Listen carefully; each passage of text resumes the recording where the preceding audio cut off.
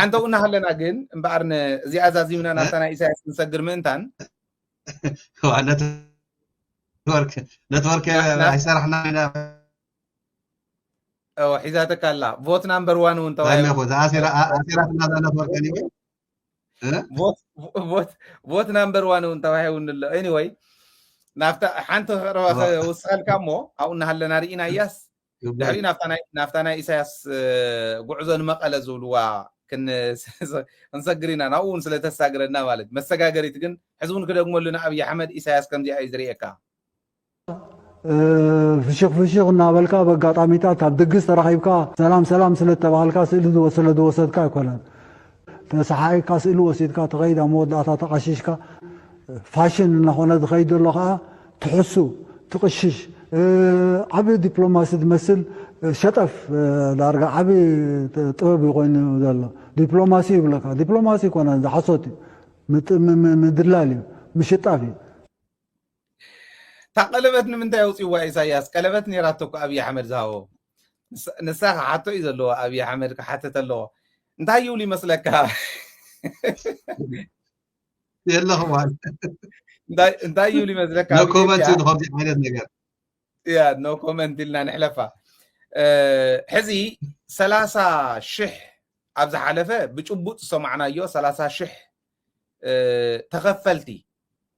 دوموستنيا ناي محبراو ميديا تتقمتي 30 شح زاخلو أسلفنا إنا إلهم أبد دواوي بعلوم تزاربوا إنيرو أبز حلفة زقمتنا يو حزي أب إثيوبيا محبراو ميديا عرسو زخاله نايت اور ميدا ايو ويبل الله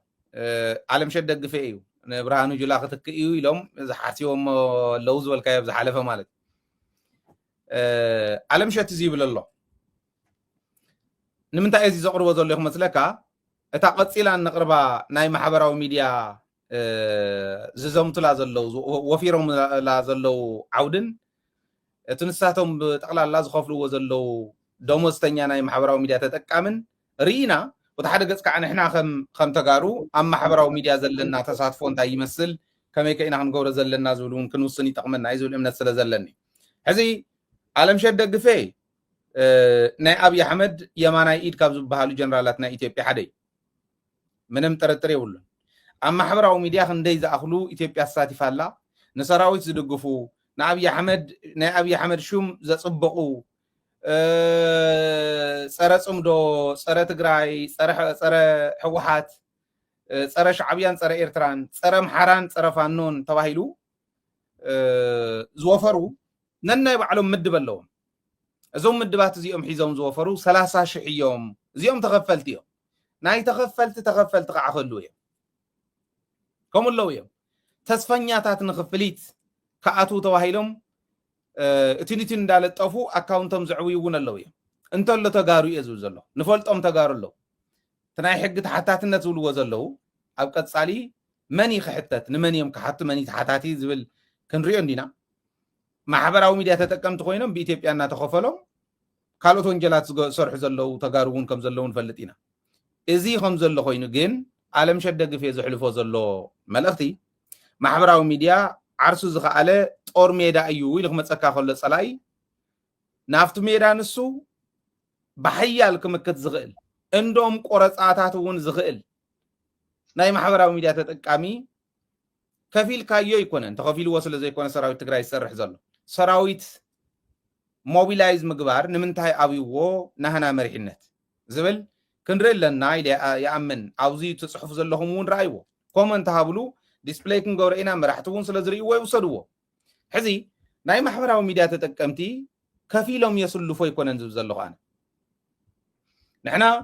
ሚድያ ካውንስል ተስታውስ ኢኻ ክንደይ ነይሮምና ተስታውስ ኮንካ 55 ከባቢ ሚድያ ካውንስልስ 55 ሚድያታትን አክቲቪስታትን ዓበይቲ አክቲቪስታትን ኢልና ዝኣከብናዮም 55 ነይሮም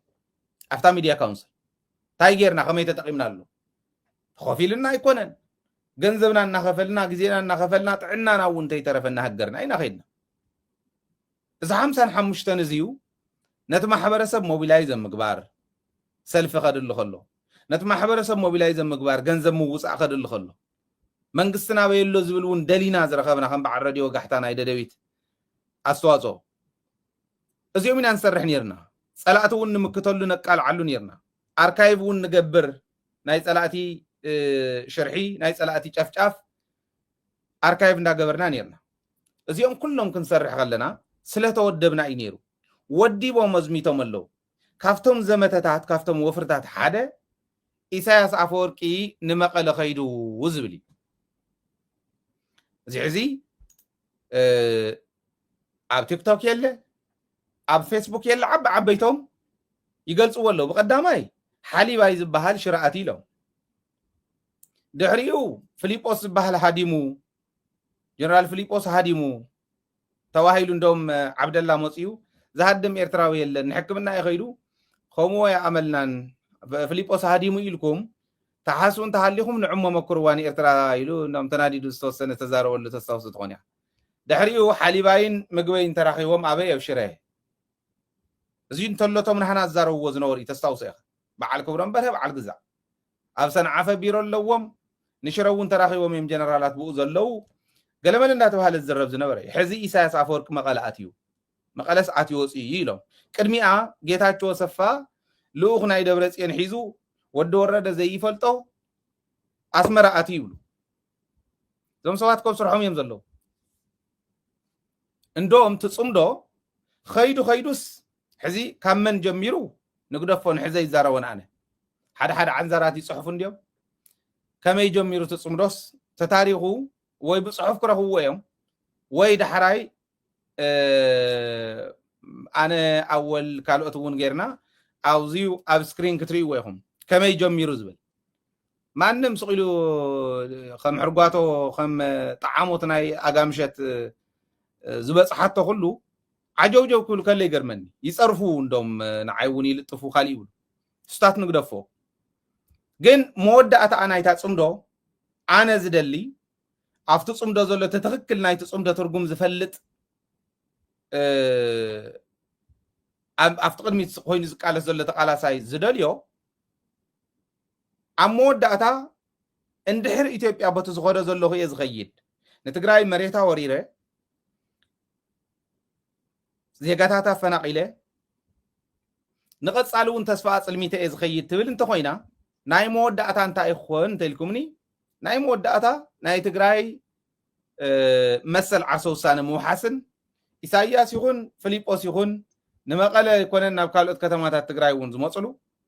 ደብረጽዮን ይኹን ወዲ ወረደ ይኹን ነስመራ ይኮነን ካልኦት ከተማታት ኤርትራ እውን ዝኸድሉ እቲ ሓቃዊ ጽምዶ ናይ መንግስታዊ ጽምዶ ኮይኑ ክውዳእ እየ ዝደልዩ ኣነ ክኾን ድዮ ይኹንን ንዝብል ኣብኡ ስኢሎም ዓጀውጀው ክብሉ ክሰምዖም ከለኹ በደንብ እውን መልሲ ክኾኖም ኢለ ተሓቂ ንሱ እዩ ፈተኹም ጸላእኹም ክኾኑ ኢለ እየ ዝኣምን ኣነ ሓሶት ስለተሓሰወ ናይ ማሕበራዊ ሚድያ ነጠፍቶም እዚ ኢሎም ስለ ዝሓሰቡ ወይቶም ለኣኽቶም ከም በዓለ ለምሸት ደግፌ ዝበሉ በቃ ሓያል ጦር ሜዳ እዩ ኣብዚ ጦር ሜዳ እዚ ብደንብ ጌርኩም ተፃወቱ ኢሎም ስለ ዝለኣኹ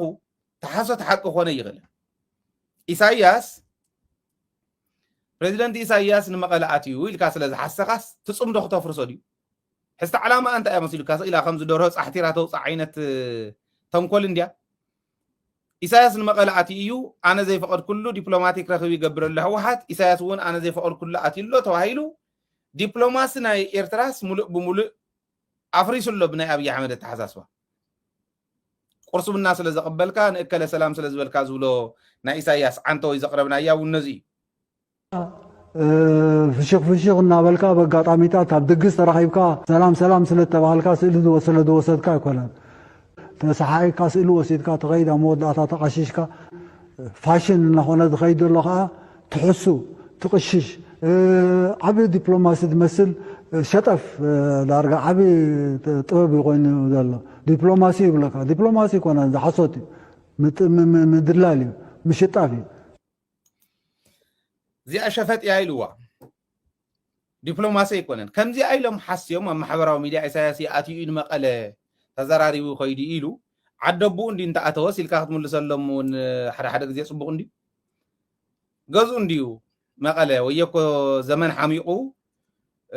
ፖለቲካኦም ሕሚቆም እምበር መቐለ ዓዲ ሃፀይ ዮሃንስ እኮ እዩ ቤተ መንግስቲ ሃፀይ ዮሃንስ ጎብኒ እንተኸደ ኺዳነ ኣመን ሓደ ግዜ غارام بولا بول كنصاوت دي زبل نيساياس او زناي بيت منغست هاص يوحنس مصيو محديسومس حبيرناو بول كنصاوت عينت يلو خدانا امنه تزاريو نيرو محبراوي ميديا زروا نيرم حقو عدبو يمنم سايولن ፖለቲካ ስለዘበላሸው ፖለቲካ ስለዝፈላለዮም ሕዋት እንዲዮም ታይ ሽግር አለው እንተመጹ ግን የለነ ኢኮኖሚ አው ፍት ደረጃ ንሰ ይበጽሕን እምበር መወዳእቱ ትጽምዶ ንስኹም ዝኾን ግን ይተጠራጠሩ ምክንያቱ ኢትዮጵያ ደፊአ ናይ መወዳእታ መሬትና በኃይሊ አው ነው ሕሰሉ ደረጃ እንተ ተወጽሑ ካው እንደሐርን ኢትዮጵያ ግልጽ ኢልካ ምርአይ አይኮነን ናው አገጽካ ጌርካ አዚርካ ገጽካ ናው ኢትዮጵያ ገጽካ ጌርካ ምሻንውን حرام ዝኾነሉ እዋን ትመጽ ፎቲና ይኮናን ዚኑ ብሎ ምድማር ምብዛሕ ምስፋሕ ጽቡቕ ነይሩ ግን ናይ ተሓደ ደም እናተሰተየ ተሓደ ሰታይ ተሓደ ተሰታይ ኮይኑ ክነብር ግን ይቃለ ኮሞ ይቃለ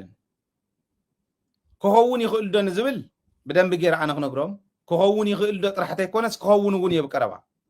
ኢትዮጵያ ሰላም ከገብሬን ተይላውን ከሆውኒው ምክንያቱ ንመቀለ ምእታውን ኢሳያስ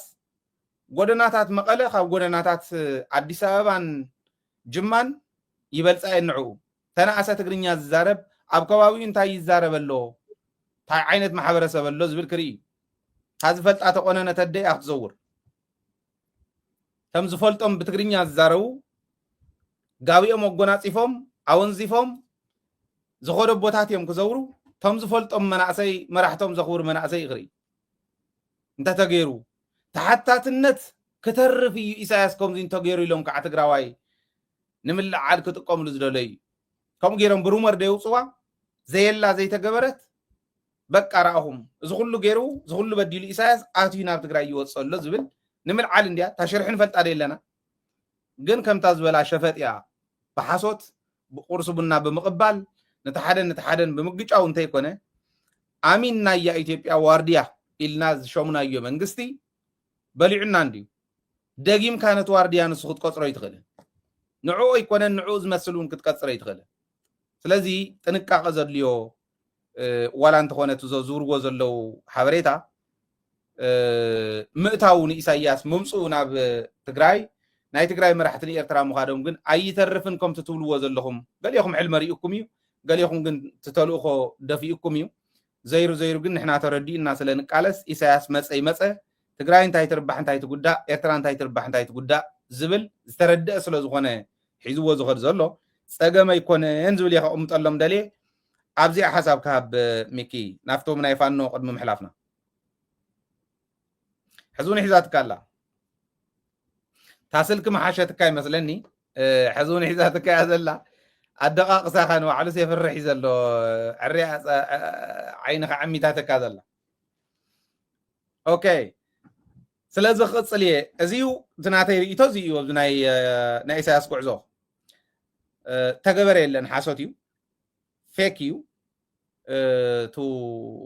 ፌክ ኒውስ እዩ እቲ ኒውስ ዘውፅዎ ዘለዉ እውን ፌክ እዩ እንተኸደ ግን ንሱ ይቐርቦ ነይሩ ቀደም እውን እኮ ቅድሚ ሕዚ ንኣዲስ ኣበባ ካብ ክኸይድ ንትግራይ ንመቐለ እንተዝኸድ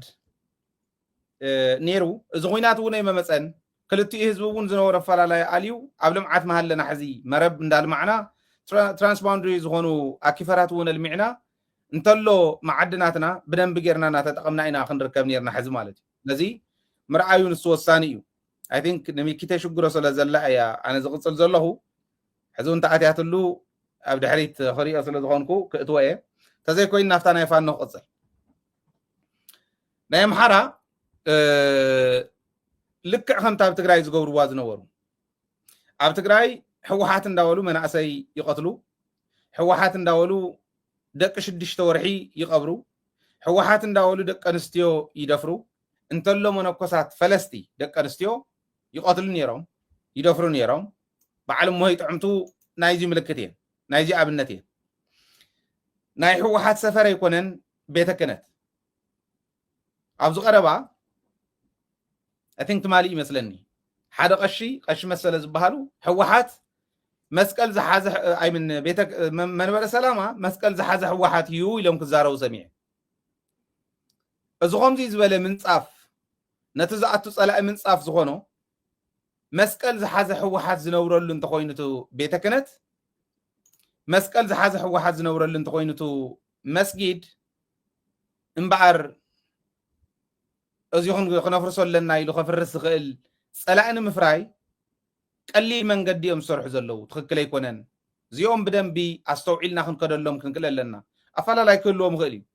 افلا لا يوم كفيلهم يا عليمبر زي اللشم نبيتك كانت تግራይ ንመንበረ ሰላማ ክህቡ ትክክል ኣይኮነን ንጽባሕ ምንጻፍ ዝኸውን ንጸላእቲ ባዕሎም ይሰርሕዎቶም ጸላእቲ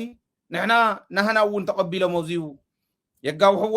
ጽባሕ ንጎ ጀኖሳይድ ክፍጸመና ከሎ እንታዳንኦም ከምዚ ዝብሉ ንብል ንምንታይ ከምኡ ይገብሩ ንብል መንበረ ሰላማ ዝበሃል ጳጳሳቱ ሸይሙ ኣብ ጎኒ ህዝቦም ኮይኖም ብጸሎት ጠጠው ኢሎም ምስ ህዝቦም ነዊዖም ህዝቦም መጽናዕኒዖም ዝነብሩ ኣቦታት ዘለውዎ ዋላ ድላይ ኻሊእ ክፍተት እንተሃለዎ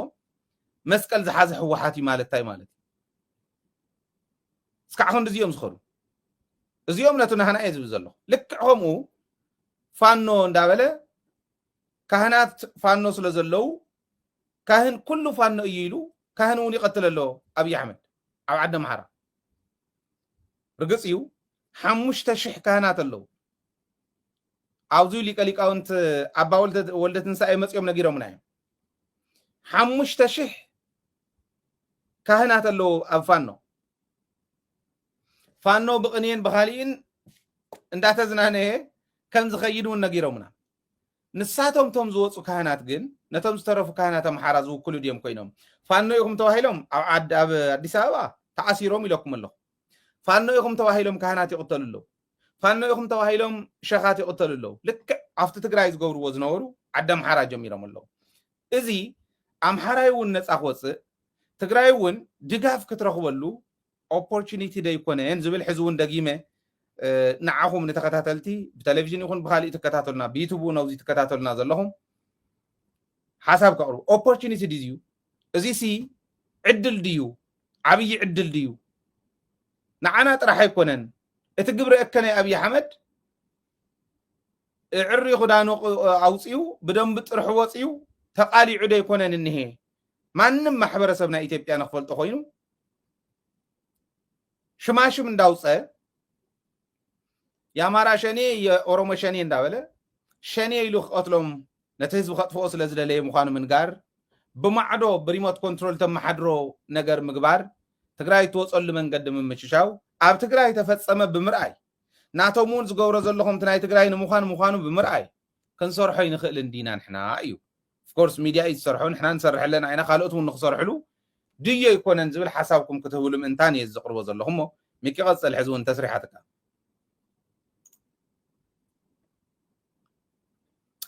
የላን ድምፂ የላን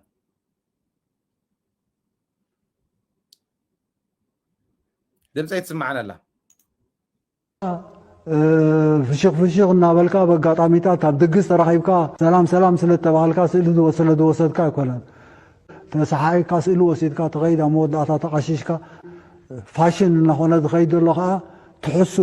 ትቕሽሽ ዓብዪ ዲፕሎማሲ ዝመስል ሸጠፍ ዳርጋ ዓብዪ ጥበብ ኮይኑ ዘሎ ዲፕሎማሲ ይብለካ ዲፕሎማሲ ይኮነን ዝሓሶት እዩ ምድላል እዩ ምሽጣ ኣይትስማዕን ዘላ ሚኪ ድምፂ ኣይትስማዕን ዘላ ወይ ደው ኢሎም ልካተ ነይሮም እታ ኦዲዮ ስለትወስዳ እንደገና ኢኻ ወፂኻ ክትኣቱ ኣብና ኣለኹ ሕዚ እውን ክሽፍነልካ እታ ናይ መንበረ ሰላማ ዘቕመጥክዋ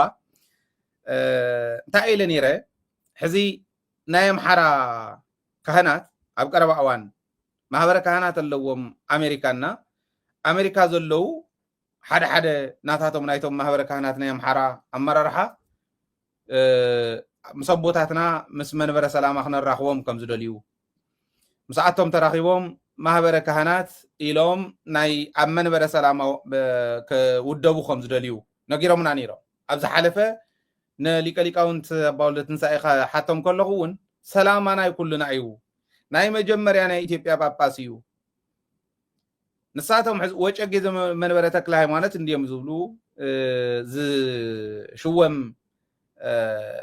ጳጳስ ፓትርያርክ ኢትዮጵያ ኢሎም ሊቀ ጳጳስ ዘአክሱም ወጨጌ መንበረ ተክለ ሃይማኖት ይብሉ ተክለ ሃይማኖት ዝበሃሉ ወንበረ ይነበረም መንበረ ተክለ ሃይማኖት ዝበሃል የለን አይነበረን ፈላሲ እዮም አባ ተክለ ሃይማኖት ፈላሲ እዮም ጳጳስ አይኮኑን ፈላሲ ናይ ጵጵስና መንበር የብሉን አይጳጳሱን ግን እንታይ የሚለው እንታይ ኩሎም ኢዶም እንዲሁ ዝኾነ ግዜ ፈጣሪ መጽዩ ንስኻስ ጳጳስ ኢኻ በቃ ጳጳስ ኩን ናይ ኢትዮጵያ ጳጳስ ኩን እና ንኢትዮጵያ ቤተ ክህነት ኢትዮጵያ ምርሓያ ኢሉ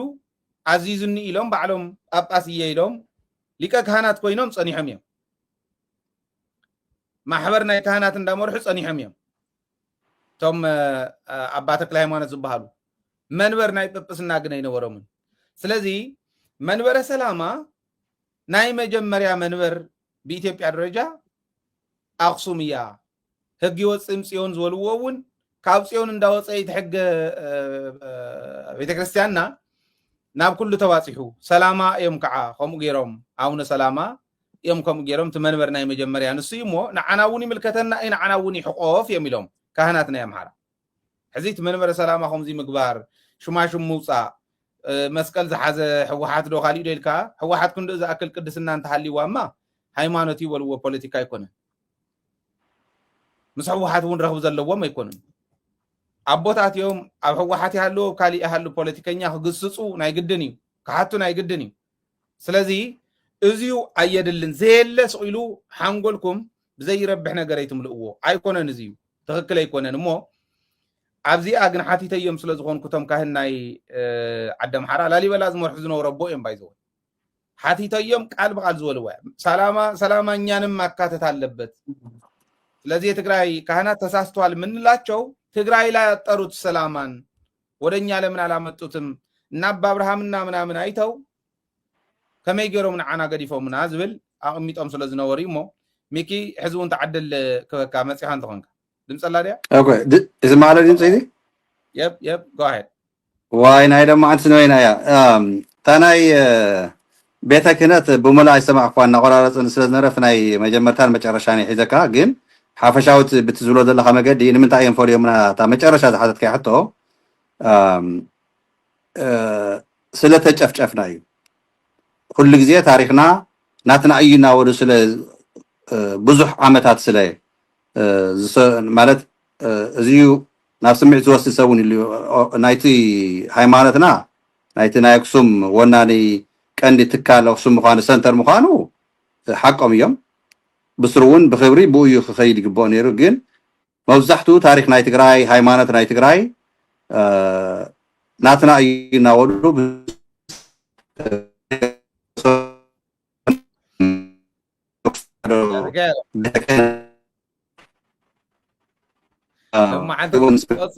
next week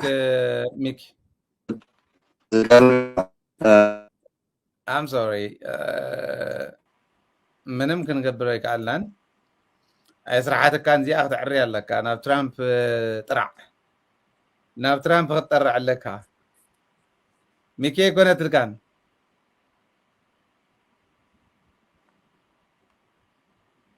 ኦኬ ጽቡቅ ኣነ ክዛዝ ማየ ታናይ መወዳእታ ነጥቢ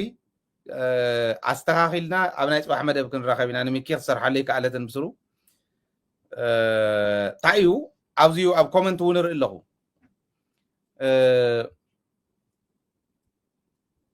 ገለገሊኹም ጽቡቕ እዩ ቱ መንበረ ሰላማን ዓና እውን ይሕቆፍ ምባሎም ናይ ኣምሓራ ካህናት ጽቡቕ እዩ ትብሉ ኣለኹም ገሊኹም ከዓ ቆርብትላን ውፅእ ዝበለ ተቐምጡ ኣለኹም እንታይ መስለኩም ሓደ ብስሩ ካብ ትሕዝትኡ እውን ሃይማኖት ኦርቶዶክስ ተዋህዶ ቤተክርስቲያን ኩላዊት እያ ይዝብላ ዓለም ለኻዊት እያ ኩላዊት እያ ቦርደር አይነበራን ቦርደር አይነበሮምን ሐዋርያት ክሰብኩ ከለው ቦርደር የብሉን ክርስትና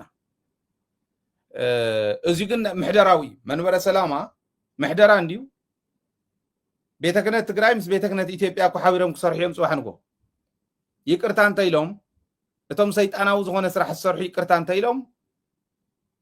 ብዕርቂ ደረጃ ሓቢርና ንስራሕና ብዝብል ደረጃ ክመፁ እዮም ኣሃት አብያተ ክርስቲያናት ዝበሃላ ክመጻይ ኦሪየንታል ዝበሃላ እውን ክመጻይን ከዓርቃ ክመጻይ ስለዚ ናብ ሓደ መምጾ ይተርፎን ባዕሉ ሃይማኖት ኩላዊ ስለ ዝኾነ ናይ ግድን እዩ ተዋና ነገር ግን እንታይ እዩ እንተኣትየሞ ኣብ መንበረ ሰላማ ምእማኖም መጀመርያ እኮ መንበረ ሰላማ ምባሎምን ዘይምባሎምን ኣይኮነ ክልተ ነገር እዩ ዘለዎ መንበረ ሰላማ ዘይምባሎም መንበረ ተክለ ሃይማኖት ኢሎም ብናይ አቡነ ተክለ ሃይማኖት አባ ተክለ ሃይማኖት መተካእታ ናቶም ወንበር እናተከእ ዝኸይድ ፓትርያርክ የሸውም ዘለኹ ኢልካ ኣብ ናይ ሓሶት መስመር ካብ ምንባር ሰላማ ኢሎም መንበረ ሰላማ ኢሎም ተዝኾዱ ጽቡቕ ነይሩ ሓደዚ እዚ ጌጋ ስለ ዝነበረ እዚ ክስተኻኸል ኣለዎ ዝብል ጽቡቕ እዩ ቦታትና እውን ብደንቢ ዲስክራይብ ይገብርዎ እዮም እቲ ካልኣይ ጌጋ ግን ዋላ መንበረ ሰላማ ኢሎም ኣዲስ ኣበባ ማእኸል ገይሮም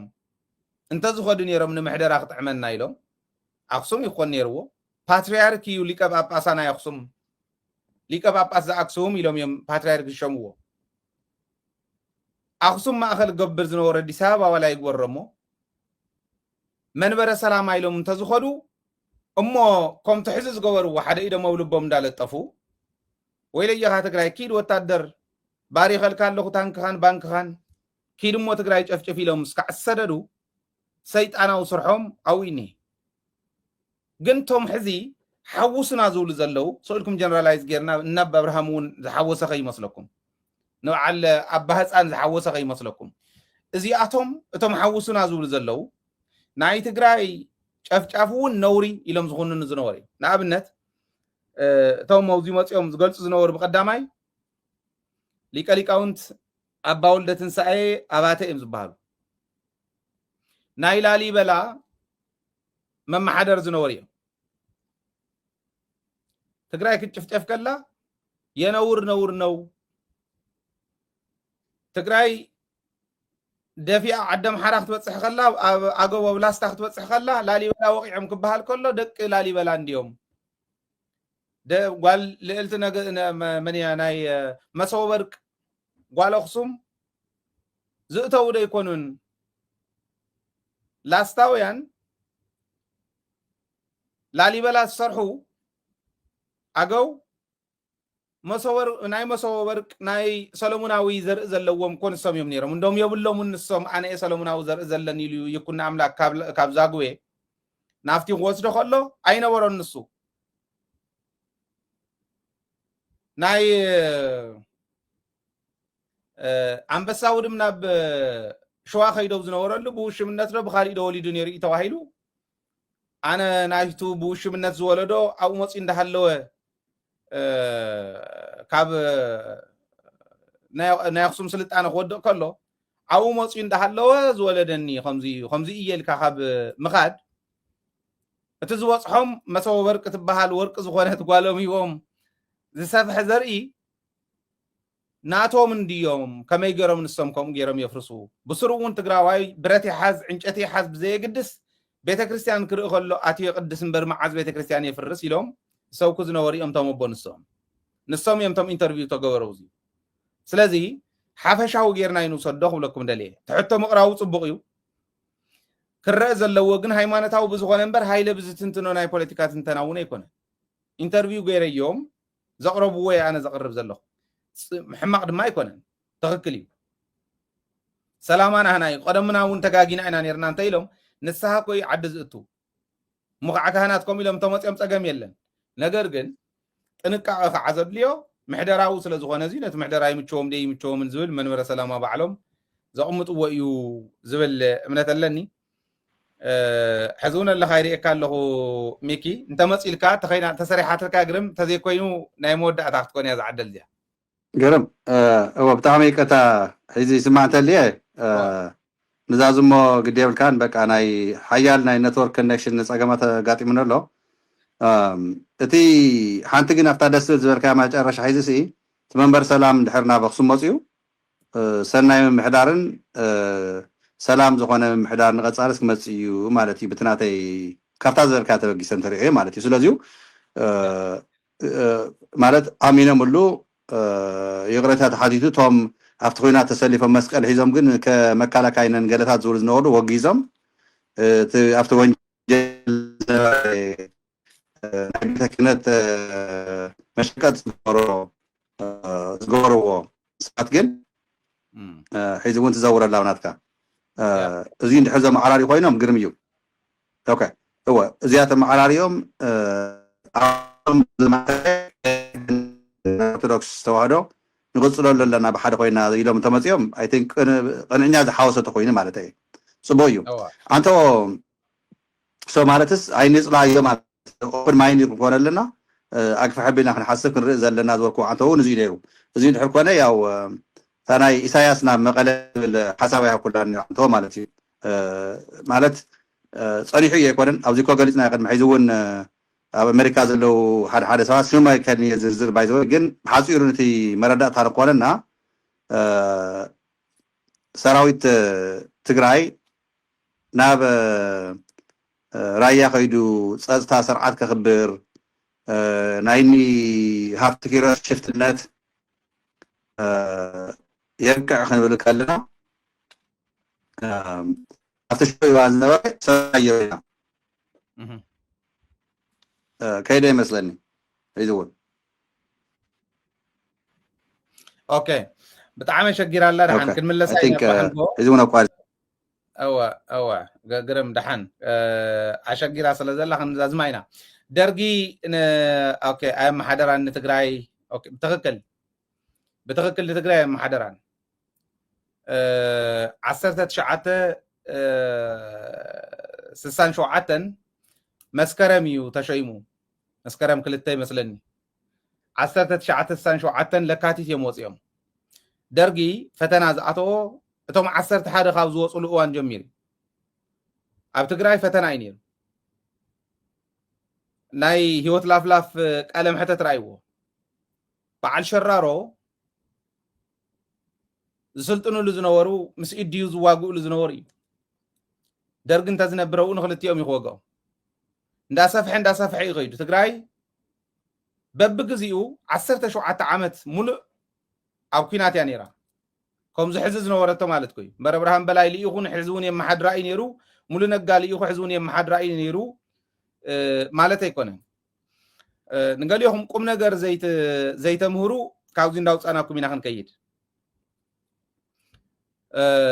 ገምጋም ፀገም የውልን ክሪቲሲዝም ፀገም የውልን سويل عجوجو انت خوين ግን عجوجو ዝብል ክባረር ይዘሎ ምክንያቱ ቁም ነገር ኣይኮነን መምልእ ኮመንት ነቱ አንቢው ክርዳ አንቢው ክጽሕፍ ጽሒፉ ከመር ዝደሊ ቦታ ስለ ትሕዝሉ ዝኮነ ኮይኑ ደርግውን አብይ አሕመድውን ቀሲኖም አያማሓደርዋን ትግራይ ምስለኔ ይሰዱን የሮሚዮም ደርጉን ይሰድድ ነይሩ ቲውን ይሰድድ ነይሩ አፈላላዮም ግዜ ይሓፂሩ ናይ አብይ አሕመድ ትግራይ ነፃ ዝወፀትሉ ካብ ደርጊ ድሕሪ 15 ዓመት እዩ ትግራይ ካብ ዝሕዚ ዝኒሄ ደርጊ ነፃ ዝወፀትሉ መሊ ኣዋላይ ትኹን ሶፋር 5 ዓመት ኢና ገና 15 ዓመት ይከድና ኣለና 4 ዓመት እንገለን ጌርና ኣለና ተስተረፈ ናይ ምዕራብ ትግራይ ናይ ሰሜን ምዕራብ ናይ ደቡብ ስለ ዘለና ደቡብ እኳ ዳርጋ ነፃ እንዳወፀ ይፅዋሕውን ሓድሽ ፕሮግራም ክነቅርብ ኢና كمي غير كايتو زلو زوص زبل مس ملكتهم تزراريبنا خنقربينا سلازي درغن ابي احمدن بتخكل يمساسلو اب محدرات تግራይ اي محدر وان سو ايزيكو تግራይ ጥራሕ አይኮነን አምሓራ ማሐድሮ ዲ ዘሎ ሕዚ ክንደይ ፐርሰንት የማሐራ ብትሕትፋን ነዘሎ ክንደይ ፐርሰንት ወለጋ ማሐዲር ወዲ ክንደይ ፐርሰንት ኣብ ትሕቲ ዘሎ ኦሮሚያ ኦጋዴን መጽዮም ምንብልና ምስወሎም ሶማሊያ ክንደይ ፐርሰንት የምሒዞም ዘለው ናይ ቤንሻንጉል ናጽነት ግንባር ክንደይ ፐርሰንት ቤንሻንጉል ሒዙ ዘሎ ናይ ጋምቤላ ናጽነት ግንባር ክንደይ ፐርሰንት ናይ ጋምቤላ ሒዙ ዘሎ ዓፋር እውን ሕዚ ክሕዝዮም ምንም ጥርጥር የብሉን ሕዚ ኣብ ዓሰብ ከባቢ ምስሓቶም ኣለው ምስ ናይ ኤርትራ ዓፋር ግን ክሕዝዮም መሬቶም ሕዚ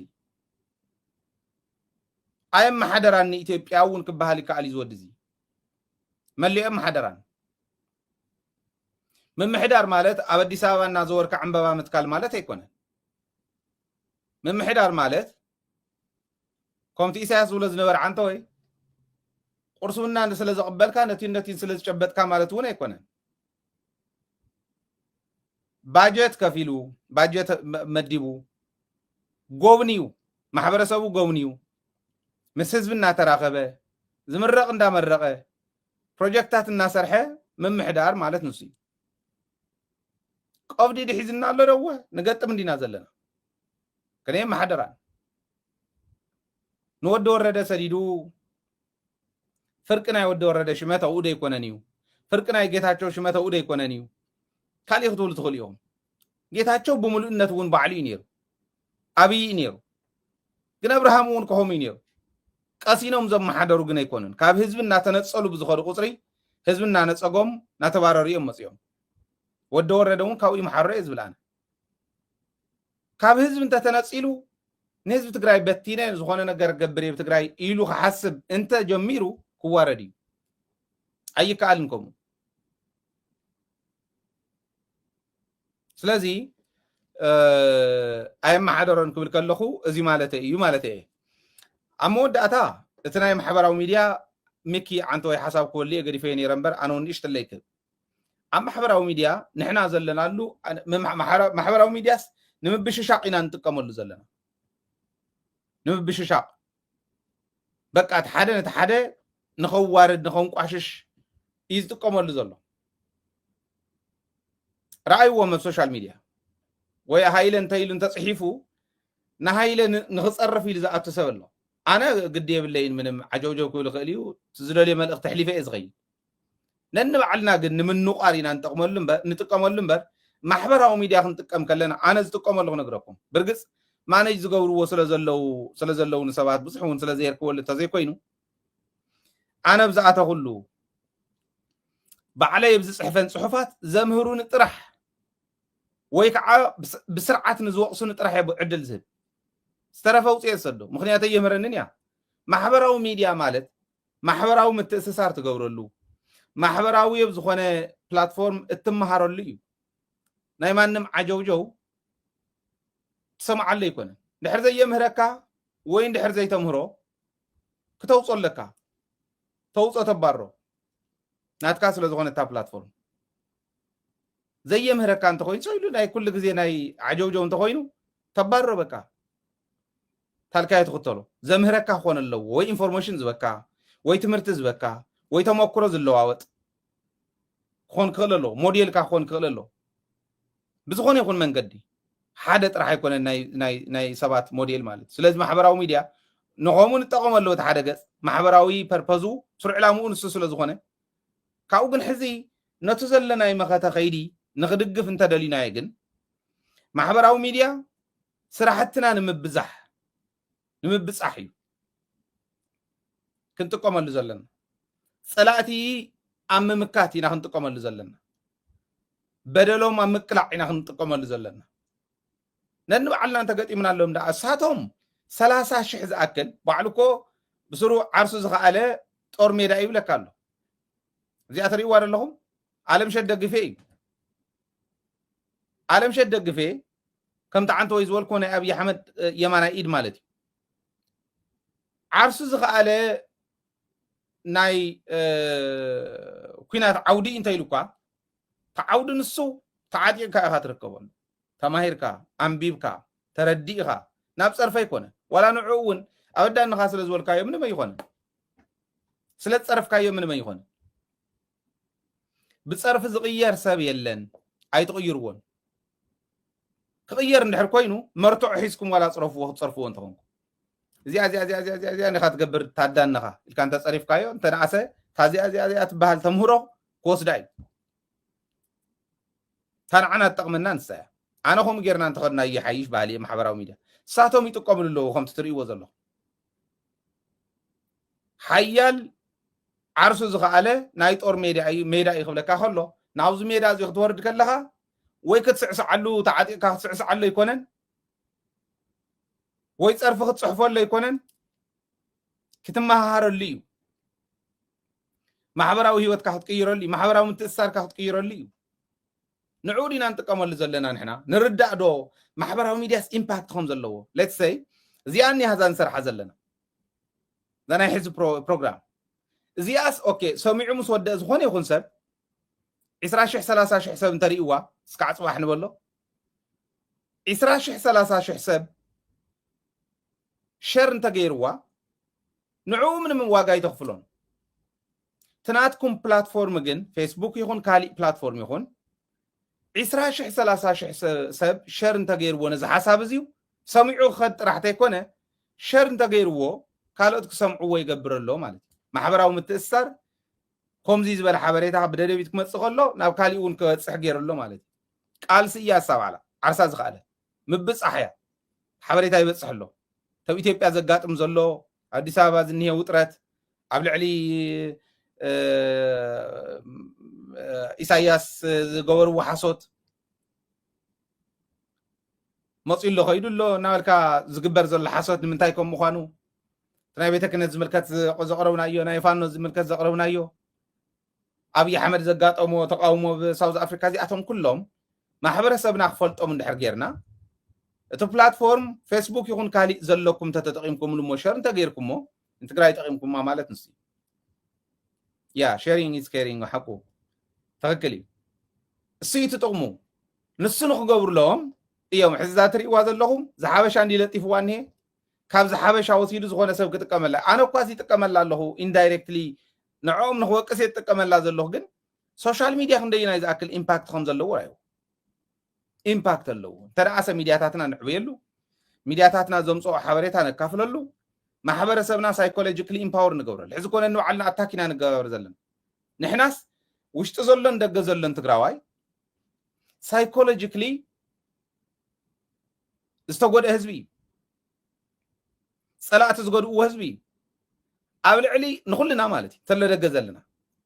ጎዲኡና እዩ ኩነታት እትበኪ ጠሚያ ትበከት ደም ረኣይ ጠሚኡ ኢዱ እንድሕሪት ጠዊ ዝኸይድ ኣቦ ምርኣይ ጠሚኡ ደኽዲኹ እትሪኦ ህፃን ንሱ ካብ ምርኣይ ንላዕሊ ዝሕምም የለን ሕዚ ኣብ ልዕሊ እዚዩ ኣነ ብዛዕባ ናይ ዓደይ እንተለጢፈስ ታዳነኻ እሞ እንታ ከምዚ ኢሉ እንታ ከምዚ ኢሉ እንታ ከምዚ ኢልካ እንተፀሪፍካንስ ተድሕነኒ ዲኻ ወይ ነቲ ኣነ ዝልጥፈሉ ድምፂ ዝኾነ ዘለኹ ተድሕኖ ዲኻ እንታይ ዓይነት ለውጢ ኢና ነምፅእ ዘለና ይገርመን ንኣብነት መትከለይ ናተይ መትከል ንኣብነት ናይ መወዳእታ ክገብራ እዚኣ ናይ ወዲ ወረደ ካይዳ እየድሕነና ኢለ ይኣምን ኣነ ወዲ ወረደ ስለ ዝኾነ ይኮነን ኣካይድኡ ኣየድሕነናን ናብ ሓደጋ ይኽእትወና ኢለ ይኣምን ናይ ጌታቸው ዝነበረ እውን ጌጋ ስለ ዝነበረ ብጋንኡ ተቃይሞ እዩ መትከል እዩ ናይ ግለሰብ ሓደ ሰብ ሕዚ ኣነ ብዝሰራሕዎ ቁፅሪ ስለተፃረፈ ንዓየ ይቕይረንን ነቲ ኣነ ዝሕልፎ ዘለኹ ሓቂ እውን ይቕይሮን እንታይ እዩ ዝገብር ናብዚ ኣይመፅእ እሞ ይምጉተኒ ይእምነኒ ንዓይ ኣነ ንምንታይ እየ ጌታቸው ናብ ገደል ከፅድፈና ኢልካ መጀመርዩ ክእምኖ እየ ነቲ ዝመፅእ እቶ ይኮነን ዝብለኒ ዘለኸ ንምንታይ እዩ ጌታቸው ዝሓሸ ኢሉ ክምጉተኒ ዝኽእል ክእምነኒ እዩ በታ ዝኣምና ተማጉትና ብሓቂ ንኢጎ እንተይኮነስ ንህዝብና ኢልና ተማጉትና ህዝብና ቀይርና ዓርስና ቀይርና ዓድና ንቕይር ተዘይኮይኑ ኣብ ማሕበራዊ ሚድያ መፅዩ ሓደ ወደለሱ ኢሉ ናተይ ፎቶ እንዳለጠፈ ዝውዕል ዝሓድር ዝኸም ዝበለ ተደልዩ ብዕራይ ፅምብላ ይብለኒ ተደልዩ ብዕራይ ሰሜን ምዕራብ ይብለኒ ከምድላ ይበል እዚኣ ብጣዕሚ ኬርፉል እዩ ዝነግረኩም ንሃይለ ስለተፀረፈ ማንም ከባቢ ተፀሪፉ ማለት ኣይኮነን ሓደራ ብትክክል እዩ ዝነግረኩም ኣይፀርፈንን ዘሎ ንዓይ እውን ኣነ ስርሐይ ዝሰርሕ ሰብ እየ ትካል እንተየውደቕኩ ባዕልና እንተሎ ሃይለ ኣዋፂ ዝምውላ ኩልና ኣዋፂና ኢና ብናይ ቴሜች እኮ እታ ኮይነን ወዲቐናና መትከል እዩ ናይ መትከል ጉዳይ ናይ ህዝባውነት ጉዳይ ጥዕሙና ይኮነ ነዚ ሚድያ ዝመርሖ ዘሎ ታይት ነዛ ማሕበራዊ ሚድያ ዝረኽቦም ንዕኦም ታ መልእኽቲ ሕሊፈ ዩቱብ ፍራንክ እንተሃልያ ታ ፍራንክ እያ ትጠቅመኒ እንተኮይና ካብቱ ኣብ ሞያይ ከይደ ክሰርሖ ዝኽእል ከምኡ ስለ ዝሓስብቶም ዩቱበራት እሳ ስለ ዝኾነ እታ ህይወቶም ኣነ ህይወት ኣለኒ ናይ ባዕለይ ህይወት ኣለኒ መምህር እየ ናይ ዩኒቨርሲቲ ተመራማሪ እየ ከይድኩም ረኣይዎ ሪሰርች ፕሮፋይል እዩ ንሳያታ ሞያ እዩ ታንጀራ እዩ እታ ህይወተይ ንሳያ ትበልፀኒ ንዓይ እዚ ሕማም እዩ ግን መኸታ ስለ ዝኾነ ከዓ በቲ ካሊእ ወገን ሕልናይ እንዳፀገነኒ ዝሓድር ንህዝበይ ኣይስከፍን ፅባሕ ንጎ ህዝበይ ብተኸበበሉ ሰርሕ ነይረ እየ ክዛረብ ክእል እየ ኣፈይ መልእ ደቀይ እውን ኮርዕሉ እዚኣ እቲ ዓላማ ኣብቲ ከይዱ ናተይ ፎቶ ኤክስ ስለ ዝገበረሉ ሃይለ እሞ እንታይ ክኾን ኣነ ድንታ ዘይብለይ ንዑ ዋጋ ዘይቦ أنا واجا هو سب زلعل سب زمكر سب حلنا زهنت سب محبر سب زهنت سب نهزو زقال السب تقارا لا يزخونه بحلنو حق أو تقارا لا يزخونه إذا زدنق واجا زهب جزيت فيه السمعه تهاتو بزح واجا يوان أنا مالتي إننا محبر أو ميديا نزين تقوملو بزح لعلن تحت الموالية اللي لنا ترجموا قليلي تبي تقوملو لا نحنا حق حزنا نساتهم حاسات حزهم ما عادة تتقامنا تفت محبر أو ميديا انتهى لنا حق زحازة كل جزي سعراي سلزغونه كن سعرينا أيو